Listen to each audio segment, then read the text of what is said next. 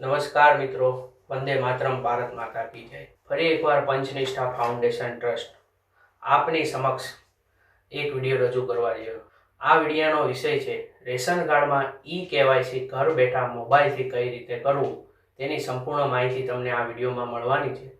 તો મિત્રો, આજનો આ વિડીયો તમે સંપૂર્ણ જોજો, જેથી કરીને તમને ખ્યાલ આવે કે ઘરે બેઠા એકદમ સરળતાથી રેશન કાર્ડનું ઈ-કેવાયસી કઈ રીતે થઈ શકે। તો મિત્રો, તમારા મનમાં પણ એક સવાલ ઉપસ્થિત થતો હશે કે અમારો જે રેશન કાર્ડ છે તેનું ઈ-કેવાયસી થયેલું છે કે નથી થયેલું। તો મિત્રો, તમારે ગભરાવાની જરૂર નથી, તમને આ વિશે પણ વિગતવાર માહિતી આ વિડીયોમાં મળી જ રહેવાની છે।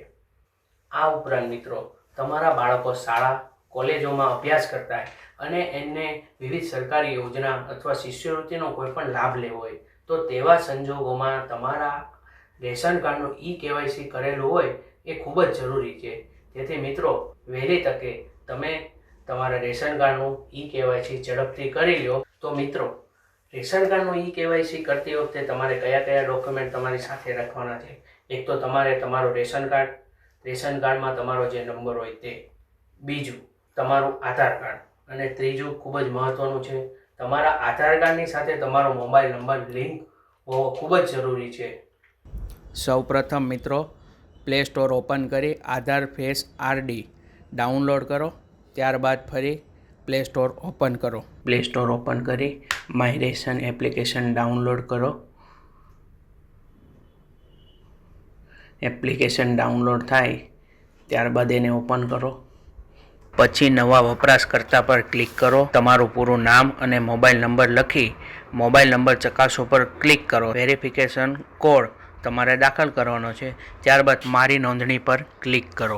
મિત્રો, ત્યારબાદ તમને એવો એક મેસેજ આવશે કે તમારું સફળતાપૂર્વક રજીસ્ટર થયા છો, જે લોગિન પર ક્લિક કરવાનું છે। તમે લોગિન પર ક્લિક કરશો એટલે OTP આવશે, OTP નાખવાનો છે। ત્યારબાદ તમારે તમારો પિન સેટ કરવાનો છે 4 આંકડાનો। મિત્રો, તમે પિન સેટ કરશો એટલે નીચે મારો પિન સેટ કરો એવું ઓપ્શન આવશે, એ તમારે ઓકે કરવાનું। ત્યારબાદ આધાર ઈ-કેવાયસીમાં તમારે ફરીવાર ક્લિક કરવાનું છે। ત્યારબાદ જે નીચે બોક્સ આપેલું છે ત્યાં ઓકે કરવાનું છે। ત્યારબાદ આવશે તમારું રેશન કાર્ડ લિંક કરો, ત્યાં તમારે ક્લિક કરવાનું છે। ત્યારબાદ ઉપર રેશન કાર્ડ નંબરનું નાખવાનું આવશે અને આધાર કાર્ડના છેલ્લા 4 આંકડા નાખવાના આવશે। ત્યારબાદ નીચે લખેલું છે તમારું રેશન કાર્ડ લિંક કરો, ત્યાં તમારે ક્લિક કરવાનું છે। ત્યારબાદ નીચે આવશે હું સંમતિ આપું છું, એમાં તમારે ક્લિક કરીને નીચે ઓકે કરવાનું છે।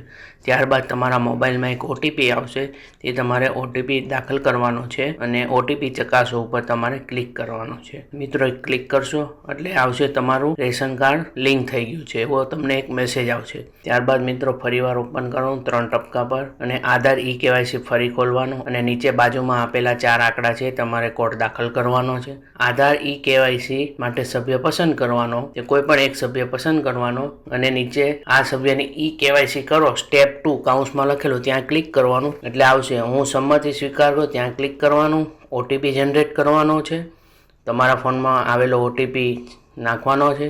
ત્યારબાદ સ્ટેપ નંબર 4 પર ક્લિક કરશો, ચહેરો કેપ્ચર કરો એવું એક ઓપ્શન આવશે, ત્યાં ક્લિક કરશો। નીચે ક્લિક કરી પ્રોસીડ કરશો, ત્યારબાદ કેમેરો ખુલશે, તમારો ચહેરો સામે રાખશો એટલે ફોટો પડશે। ત્યારબાદ નીચે બોક્સ પર ક્લિક કરી મંજૂરી માટે વિગતો મોકલો, તેના પર તમારે ક્લિક કરવાનું છે એટલે એક વ્યક્તિનું ઈ-કેવાયસી થઈ જશે। તો મિત્રો, તમે જોયું કે આ રીતે સંપૂર્ણ પ્રક્રિયા કરવાથી એક વ્યક્તિનો ઈ-કેવાયસી છે। સેમ ટુ સેમ આવી પ્રક્રિયા કરી રેશન કાર્ડમાં તમારા અન્ય સભ્યોના જે નામ હોય એનું તમારે ઈ-કેવાયસી કરવાનું રહેશે। તો મિત્રો, તમને વિડીયો ગમ્યો હોય તો લાઈક કરો, સબસ્ક્રાઈબ કરો અને શેર કરો। નમસ્તે, ભારત માતા કી જય।